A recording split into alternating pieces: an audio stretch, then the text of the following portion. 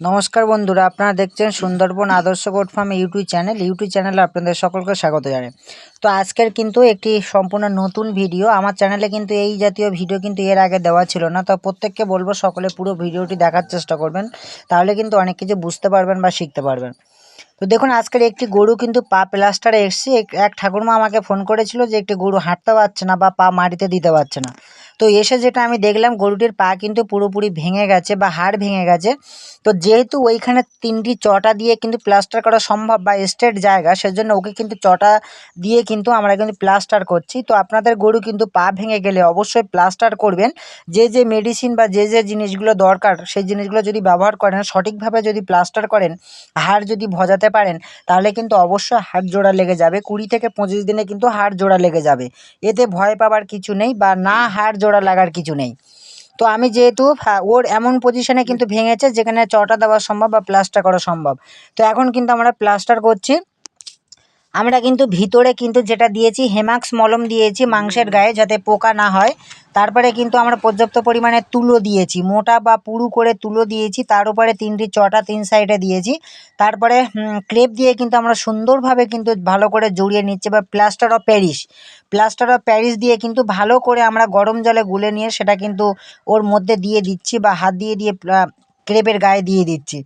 তো এইভাবে কিন্তু প্লাস্টার কিন্তু আপনাদের করতে হবে, এবং গায়ে কিন্তু যে ইঞ্জেকশনগুলো করা দরকার সেগুলো কিন্তু করবেন, যেগুলো হাড় জোড়া লাগাতে সাহায্য করে বা সহযোগিতা করে। সেক্ষেত্রে কিন্তু আপনার 20 থেকে 25 দিনে কিন্তু হাড় জোড়া লেগে যাবে। তো এই জাতীয় সমস্যা যদি প্লাস্টার না করেন, শুধুমাত্র ব্যথা ইঞ্জেকশন যদি করেন, সেক্ষেত্রে কিন্তু সমাধান পাবেন না। হয়তো ব্যথা কমবে কিন্তু হাড় জোড়া লাগবে না।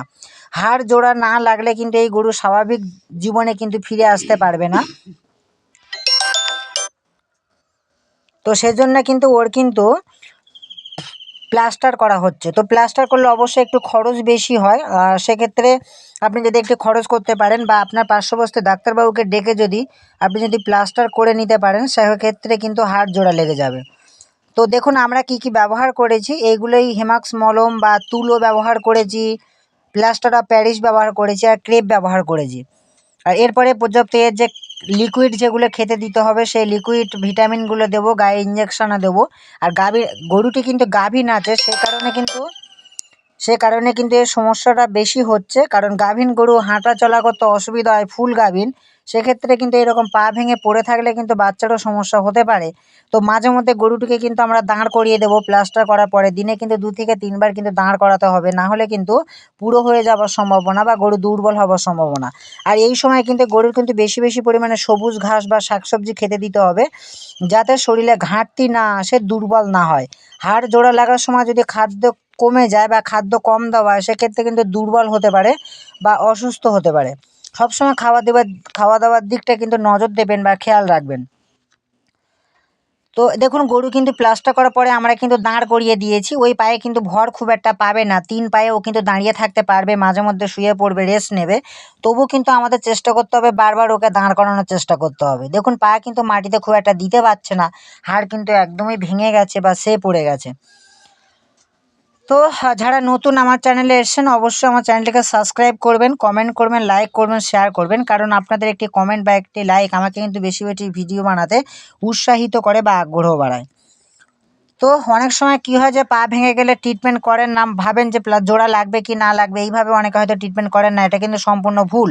আপনার পার্শ্ববর্তী কোনো অভিজ্ঞ ডাক্তারবাবুকে ডেকে প্লাস্টার করিয়ে নেবেন, ট্রিটমেন্ট করাবেন। তাহলে কিন্তু আপনার গরু হাড় জোড়া লেগে যাবে, সুস্থ হবে বা আগের অবস্থায় ফিরে আসবে। ভয় পাওয়ার কিছু নেই। তো ভিডিওটি আর দীর্ঘায়িত করব না। আপনাদের সকলকে সুন্দরবন আদর্শ গোট ফার্ম ইউটিউব চ্যানেলের পক্ষ থেকে নমস্কার জানাই।